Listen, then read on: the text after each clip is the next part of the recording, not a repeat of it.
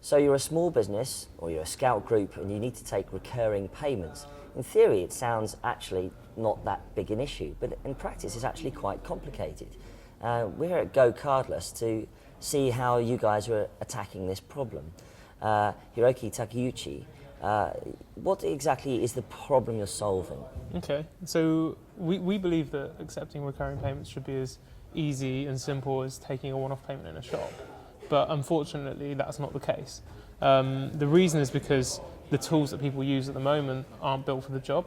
So typically, payments online, people do them via cards, right? But the problem with cards is that they're really, really expensive, especially when you're taking the same payments over and over again from the same customers.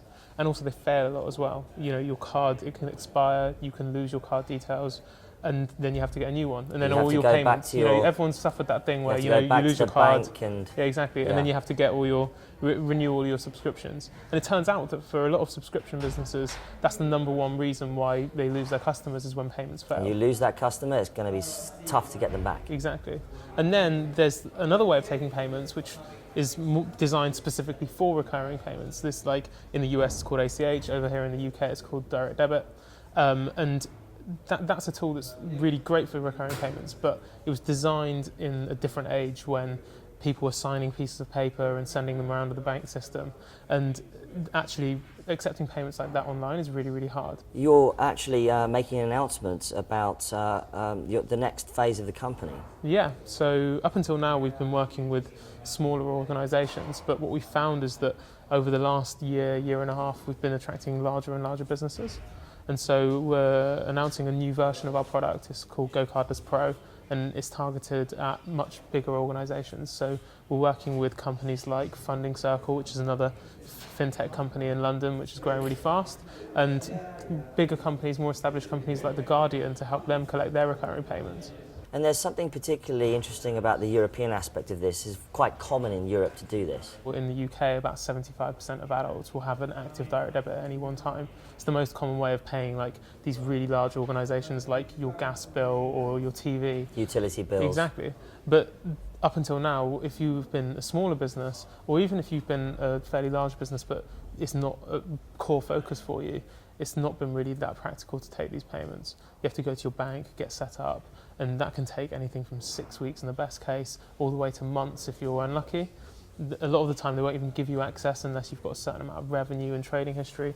And so what we do is we aggregate that volume and make it easier for smaller businesses to actually start taking these payments. So small businesses want this because it's massively important for their revenue. Yeah, exactly. And larger businesses cannot deal with thousands of customers on a mass scale. Yeah, I mean, so a company like your gas company would have a dedicated team that's just running just these payments.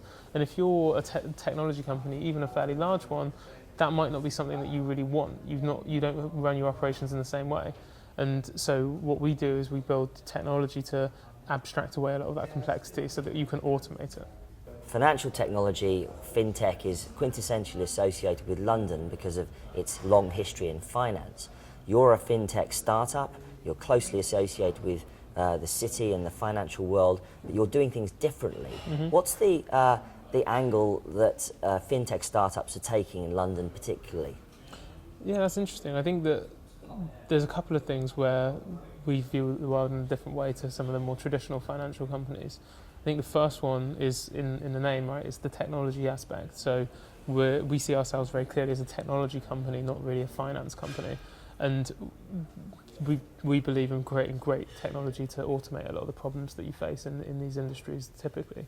But then also I think that there's an element of bringing a more consumerized approach to the problem. Even though we're working with businesses and our customers are businesses, we still believe that at the end of the day, it's a human that's actually using this software or collecting those payments. And so we focus a lot on how we can make it really simple and easy for these customers to use in just the same way that Facebook agonizes over its mobile app, or any other consumer tech company would make a really great product. Yes, because financial technology is traditionally associated with being kind of quite a dry world, isn't it?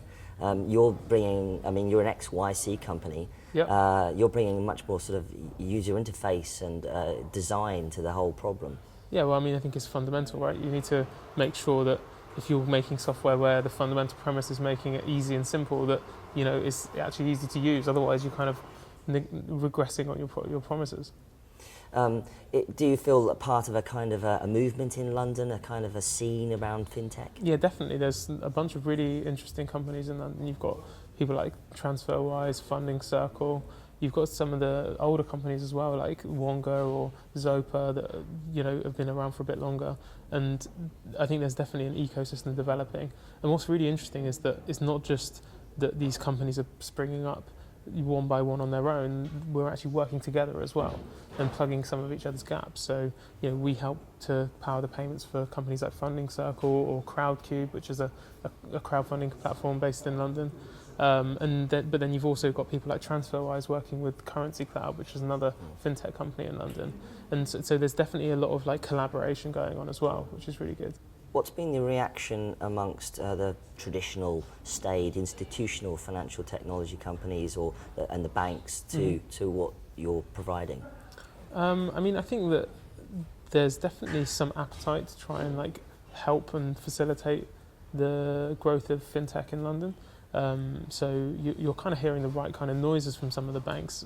Like we've got more experience working with the banks, but at the end of the day, these guys are big, massive organisations that don't move particularly fast. So even when they want to help, sometimes they're just not able to move as quickly as they'd like to. And I think that's actually part of the reason why you're seeing some of these fintech companies working together so closely, is because if you want to take all in payments, the same boat. exactly. Like you're not able to just do what you want with the banks necessarily, but sometimes working with another fintech company, you can actually get what you need much quicker. Do you ever get the sense that the institutions, the much older organisations, are kind of under threat at all? I mean, I think there is a certain level of threat inevitably, right? Like the banks have been working across a really wide range of products, and what you're seeing is these fintech companies taking one specific area of that and doing it really, really well. As they grow really quickly, I think that you'll quickly see that there's more of a threat to the banks, but we'll have to see what happens. Thanks very much for unpacking that all for us, and congratulations on the new product. Cheers, thanks for having us.